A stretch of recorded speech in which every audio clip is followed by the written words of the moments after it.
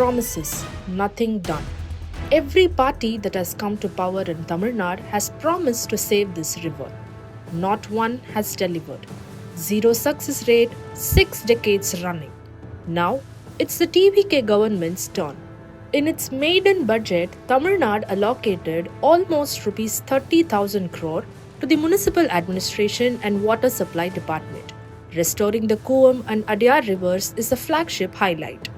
The government wants to replicate global models, Seoul's Cheonggyecheon and Singapore's Kallang River. In Seoul, authorities tore down an elevated highway to restore a buried stream, reviving 5.8 kilometers of waterway at a cost of around $281 million, completed in just 27 months between 2003 and 2005. Singapore took a slower, broader approach. Its Kallang Basin cleanup covered 6 rivers across the city, costing an estimated $150 to $240 million, spread over a decade from 1977 to 1987.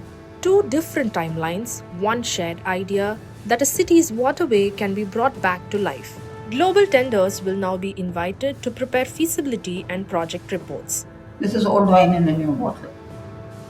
Cooum cleansing is something I've heard for decades now. If I've heard it for decades, it means it's at least 40 years old.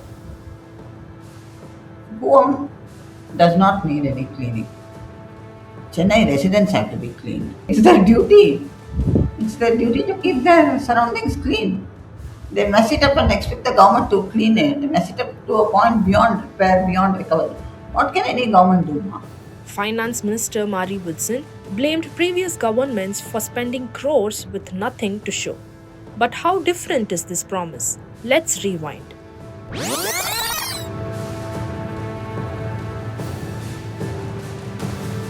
It started in 1967.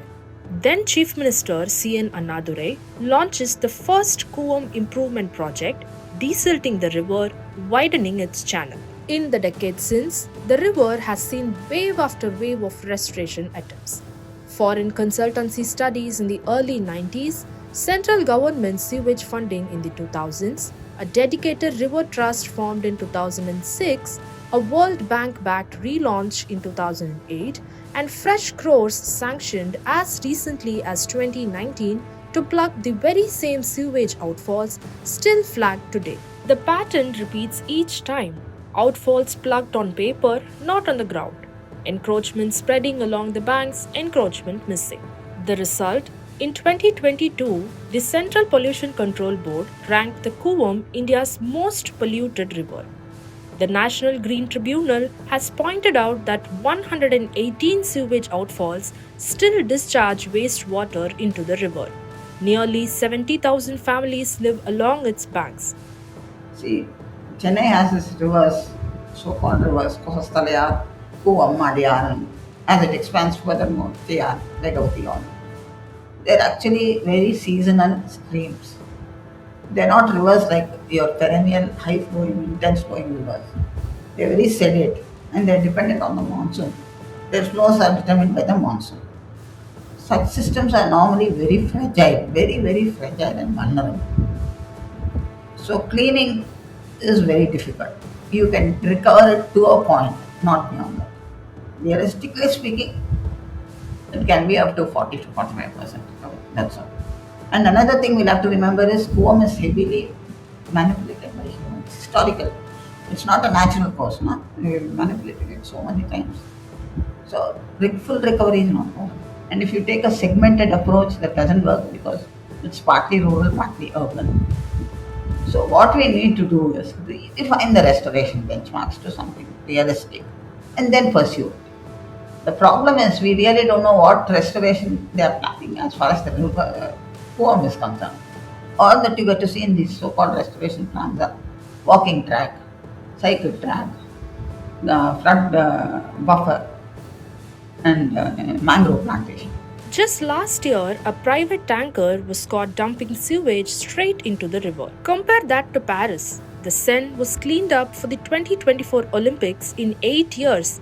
Chennai has been trying for nearly 6 decades. So what difference can the Vijay government bring? We asked an environmentalist.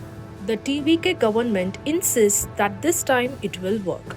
Different global tenders, fresh feasibility studies, and a roadmap borrowed from global cities. But the opposition isn't convinced.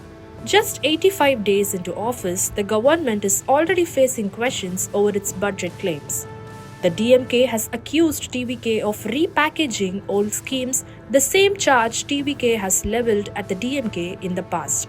Now, the scrutiny extends to the Cooum promise too. Zero success rate so far, 6 decades of promises. Is this the start of the genuine turnaround or just one more chapter in a story that never ends?